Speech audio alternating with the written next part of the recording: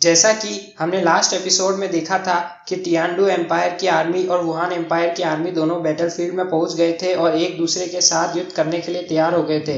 इस एपिसोड की शुरुआत में हम टैंग सेंग, मार्शल जिलोंग और मास्टर को एक साथ देखते हैं, जहां मार्शल सभी को तैयार हो जाने के लिए कहता है। सबसे फ्रंट में कैवेलरी रेजिमेंट होता है, उनको कवर देने के लिए हैवी कैवेलरी होती है और हैवी कैवेलरी के सपोर्ट में ईस्ट साइड की कैवेलरी खड़ी होती है।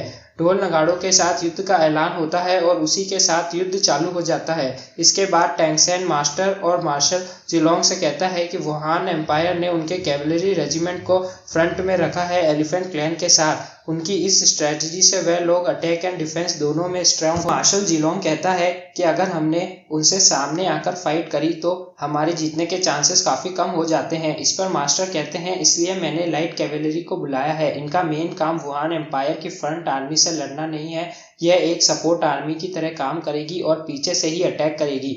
मास्टर की यह स्ट्रेटजी अच्छी काम कर रही होती है। वुहान एम्पायर की आर्मी अपने ट्रूप्स खोने लग जाती है। इसके बाद हमें एक सीन दिखाया जाता है जिसमें मास्टर और बीबी डोंग आमने सामने खड़े होते हैं। इस सीन से हम यह समझ जाते हैं कि दोनों एम्पायर के चीफ स्ट्रेटेजिस्ट अपनी स्ट्रेटजी से एक दूसरे को हराना चाहते हैं। अब बीबी डोंग कहती है कि मैं बहुत कम समय में भी एक स्ट्रॉन्ग आर्मी बना सकती हूँ, ये मेरे लिए कोई बड़ी बात नहीं है। सीन में टियानडू एम्पायर की आर्मी उन पर एरो से अटैक करती है और वुहान एम्पायर की आर्मी अपने आप को शील्ड से डिफेंड करती है। इस अटैक स्ट्रेटजी पर मार्शल कहता है कि हम सिर्फ इस पर निर्भर नहीं रह सकते हैं, वुहान एम्पायर काफी स्ट्रांग है। इस पर टैंग सेन कहता है कि यह अटैक नहीं है, यह तो सिर्फ हमारी पीछे वाली आर्मी को कवर देने के लिए है। इससे उनकी फ्रंट आर्मी स्लो होकर एलिफेंट क्लैन से अलग हो जाएगी। इनकी इस स्ट्रेटजी से यह लोग वुहान एम्पायर की फ्रंट आर्मी को अलग करना चाहते हैं। फिर इस पर मास्टर कहते हैं कि मुझे लगता नहीं है बीबी डोंग अपनी फ्रंट आर्मी को इतनी आसानी से अलग होने देगी। तभी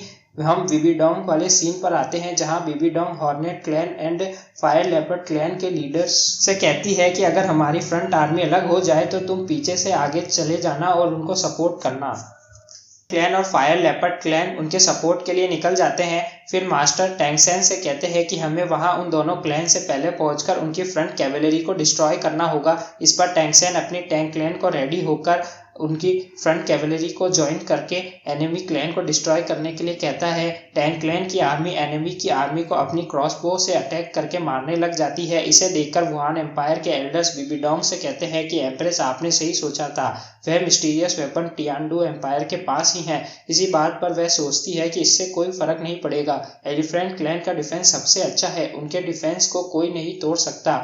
जब तक वह यहाँ है इससे हमें कोई दिक्कत नहीं होनी चाहिए। एलिफेंट क्लैन का लीडर अपनी आर्मी को वहीं रुककर डिफेंड करने के लिए कहता है। वह एक शील्ड बनाकर आगे बढ़ने लग जाते हैं। अब मास्टर मार्शल जिलोंग से कहता है कि तुम अभी अपनी आर्मी को स्लो कर लो, पर मास्टर जिलोंग कहता है कि हम इतने आगे आ गए हैं और एनिमी के मेन ट्रूप्स को खत्म ही करने वाले हैं, अब हम पीछे नहीं हट सकते। यह कहकर वह अपनी आर्मी को आगे बढ़कर अटैक करने के लिए कहता है। उसके इस डिसीजन से काफी ट्रूप्स मारे जाते हैं। वुहान एम्पायर कि एलिफेंट क्लैन और स्वॉर्ड क्लैन उन्हें काफी डैमेज दे रही होती है। तभी मार्शल कहते हैं कि एनिमी क्लैन्स हमें काफी नुकसान पहुंचा रही है।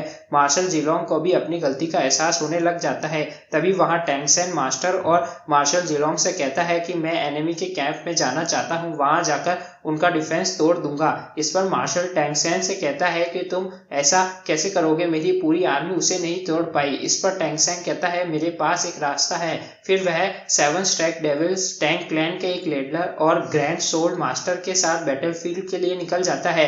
तभी बीबी डोंग के कैंप में दो ग्रैंड सोल्ड मास्टर्स आते हैं जिन्हें एंजल टेम्पल से भेजा होता है बीबी डोंग की हेल्प करने के लिए। उन्हें देखकर बीबी डोंग खुश हो जाती है क्योंकि वह सबसे पावरफुल एल्डर्स हैं। अब वह दोनों उस एल्डर्स के साथ टैंग सेन की तरफ चले जाते हैं। वहीं दूसरी तरफ टैंग सेन रिंग रॉन्ग को यहीं रहकर आर्मी को असिस्ट करने के लिए कहता है और फिर वह कहता है जैसे ही मैं उनके डिफेंस बैरियर को तोड़ूंगा तुम सभी अंदर आकर उन पर अटैक करना चालू कर देना।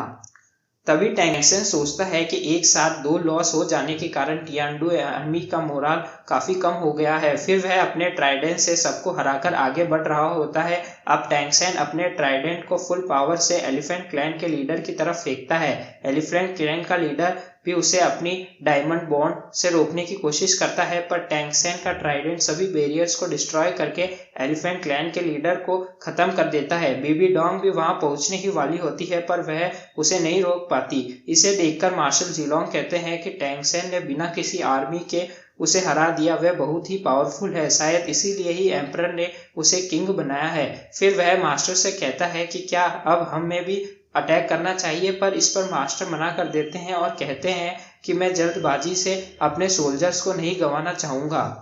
इसके बाद नेक्स्ट एपिसोड में अगर आपको आज की वीडियो पसंद आई हो तो इस वीडियो को लाइक करें और चैनल को सब्सक्राइब करें।